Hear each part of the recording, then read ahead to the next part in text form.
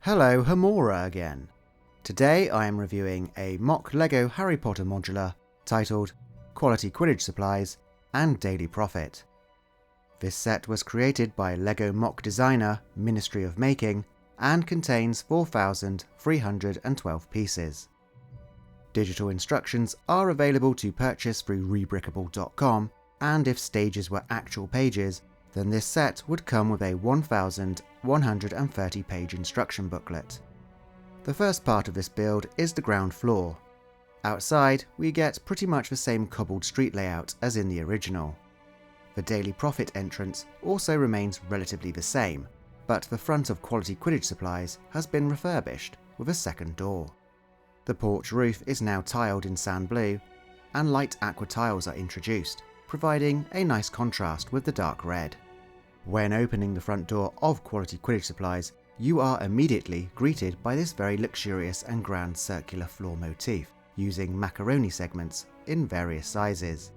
The rest of the floor is tiled in dark red, echoing the shop's exterior, and directly in front of you stands a very generous staircase, ablaze with the 4 team colours of the Hogwarts houses. To the left is a small counter with a till, and in the corner we get our first mini build in the form of a shelving unit. 4 removable podiums are created, and on each are displayed mannequins holding various Quidditch related merchandise. Under the stairs there is room for extra storage, but on the right, almost covering the whole wall, is a very functional fixture, helping potential customers by dividing the Quidditch uniforms into their respected houses. In contrast to all the rich and vibrant colours, the Daily Profit uses a very modest monochrome palette.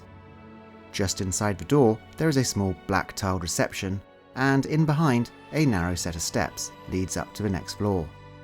The second section of Quality Quidditch Supplies is centred around a mezzanine platform.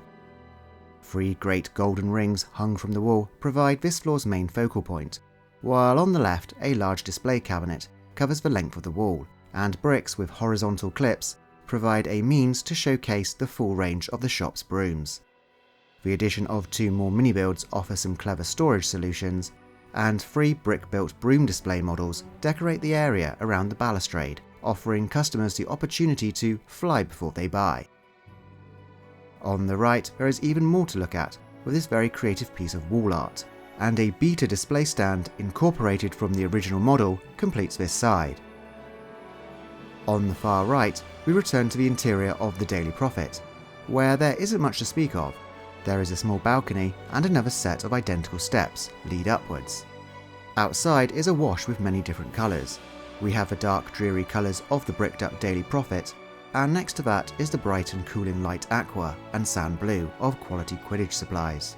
We get some gorgeous detailing in the form of broken plasterwork, which allows the medium nougat and dark orange to peek through, and 3 sets of attractive signage protrude from the wall, creating a busy and eye-catching overhead exterior.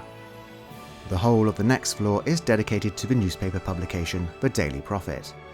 Several reddish-brown cabinets help break up the monotony of the light grey walls, and black grille pieces do a marvellous job of acting as blinds, which partially cover the windows. A lot of the mini-builds add great detail to this open-plan level, including several pieces of office furniture and a particular desk with hints of lime green. Typewriters adorn each worktop, and a trio of brick-built lamps, along with other small accessories, help make the room feel slightly more hectic and cluttered. There is also the fabulous inclusion of a coffee machine to help keep the reporters alert and energised, and there is also a nod to the original set in the form of a stickered panel.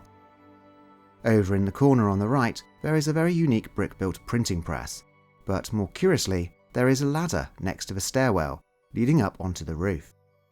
Back outside we have a familiar sign, a repetition of colour, and the dilapidation aesthetic and continuation of the drainpipe are all carried up from the floor below.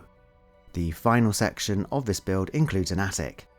Climbing up the ladder from the Daily Profit leads to a small section of roof, where a side hatch then leads into an employee bathroom. Inside this oddly small area there is a toilet, a hand basin, and even a Lego toilet brush. Boxes, presumably filled with back issues of the Daily Profit, just in case you run out of toilet paper, adds some more detail. And behind a wooden trunk there is a small crack in the wall, which is big enough for an insect to slip through. Behind the wall is a secret room with a chair and a writing desk. Pages of top secret information are piled at the foot of the bed, and in the corner there is a very nice side table and a handy desk lamp. Outside, more sand blue windows line the side of the wonderfully designed curved roof, and to cap it all off, finishing the model, there is another section of roof complete with a couple of chimneys. First and foremost, I must confess, I am not someone who builds a lot of LEGO MOCs, as it is a lot of hassle to source all the pieces, so a custom LEGO set really has to wow me the moment I see it.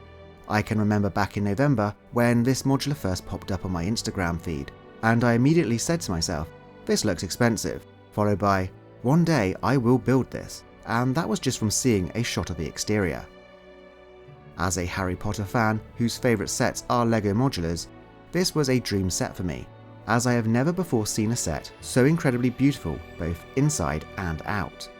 I love the original Diagon Alley set, and I can recall first seeing the preliminary images of Quality Quidditch Supplies and being very impressed with how run down and dishevelled the building looked. Ministry of Making's reimagining of this structure, however, takes this concept to a whole new level, making the property look almost derelict. The exterior is very part heavy. First you brick the outside, then you plate it, and then you have to tile it as well. All of the unsmooth surfaces provide an entertaining building experience, and at the end of each stage I was blown away by just how good it all looked, with all that texture on texture.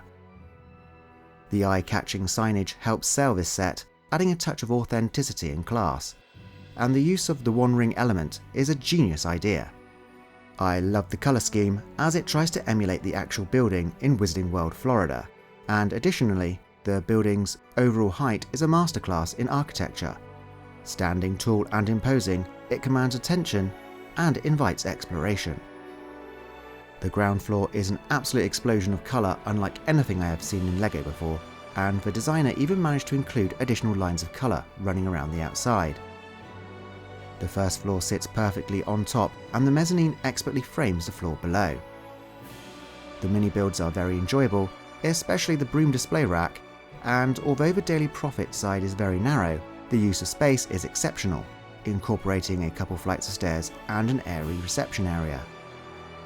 The Daily Profit office is probably my favourite floor of all, and this is partly due to LEGO never having released a Daily Profit playset before. I love all the little extras, like the old-fashioned printing press, coffee machine with stacked cups, and it's great I now have somewhere to place my Rita Skeeter and photographer minifigure. One of the standout features of Ministry Making's interpretation is the meticulous attention to storytelling, and the next floor is a prime example.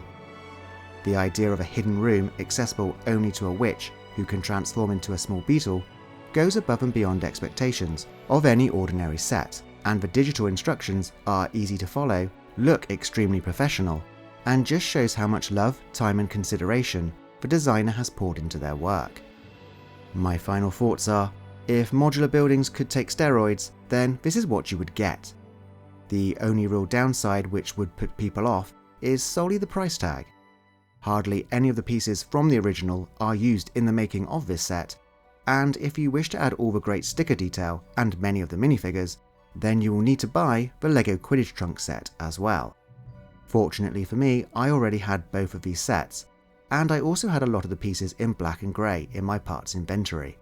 As an example, this set requires 136 1x6 light grey bricks, and just that alone will set you back around £25. This is by no means the fault of the designer, as LEGO is notoriously expensive, and when you consider this set utilises almost 300 more pieces than the Natural History Museum, you know it's going to put quite a strain on the old wallet. If you hadn't guessed by now, I am totally infatuated with this set, and it almost came close to becoming my favourite modular of all time. In case you were wondering, the current champion is still the original Ninjago City. So what is next? Well, as I am so impressed with this modular, I have already started sourcing parts for the Ministry of Making's earlier project, which was Ollivander's Wand Shop, and I can't wait to combine the two together. I have it on good authority, mainly from James the designer himself, that he is currently in the process of finishing his third modular, Florian Fortescue's Ice Cream Parlour, paired with a bookshop, flourish and blots, and if rumours are true, it's going to be even bigger. Anyway, that's it for the review. Let me know your thoughts in the comments below. Now it's time for the magical money shots.